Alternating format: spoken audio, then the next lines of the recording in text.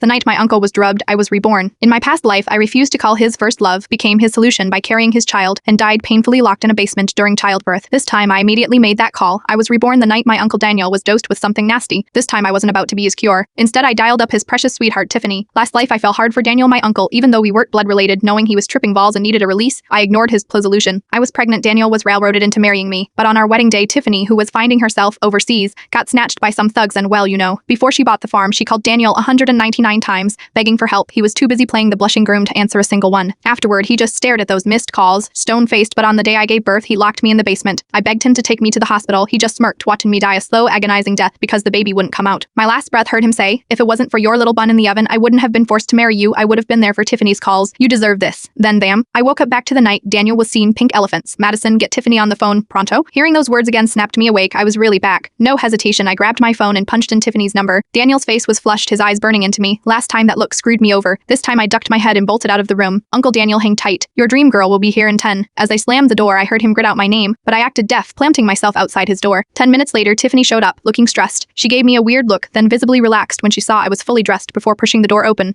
She gave me another glance. "You can go, I got this." I turned tail and headed upstairs to my room. The downstairs room didn't quiet down until late. I let out a long breath. Last time I was so gone for Daniel, I became his personal medicine cabinet, then popped out his kid. Then he was forced to marry me. But Tiffany checked out early on our wedding day. He was devastated. Then he waited until my due date and locked me in that hellhole. I was in pain. I begged, I offered my life for the babies. It was his baby too. But he ignored my cries, watching us both die just to avenge Tiffany. This time I did what he asked. I got Tiffany to be his cure. I was getting out of here far away from him the next morning. Tiffany was at the kitchen table. Daniel took a bite of toast and casually announced to everyone, "Help pays my girlfriend, now I am marrying her. Treat her right." He pointed at me with his fork. "Especially you, be nice to your future aunt. Don't give me any trouble." I just nodded, expressionless. LP smirked at me. I pretended not to see. I was up and out of my chair before breakfast was even over. But I heard Tiffany's pathetic sniffles. "Daniel, does Madison not want me here? I know she's important to you. If she doesn't like me, maybe I should go." FC shed a few crocodile tears, laying it on thick. Daniel's brow furrowed. He snapped at me. "Madison, sit down and finish your breakfast." I stayed put. "I am done," I said softly. Daniel's voice turned ugly. "Madison," I said, "sit down. Are you deaf? Have you forgotten your manners? I raised you better than that." I wasn't getting drawn in. I turned and gave them both a sweet fake smile. "Uncle Daniel, Tiffany, I am really done. You two enjoy." Half an hour later, someone was knocking on my door. I opened it to find Daniel glowering at me. My first instinct was to slam the door in his face. He blocked it with his foot, looking confused. "Are you avoiding me? Why?" He leaned in, steadying my face. "Are you mad? Because of Tiffany?" I shook my head. "I am not mad. I am happy for you, uncle. You finally get your happily ever after." His face twisted. He didn't like that answer. "You are not just saying it."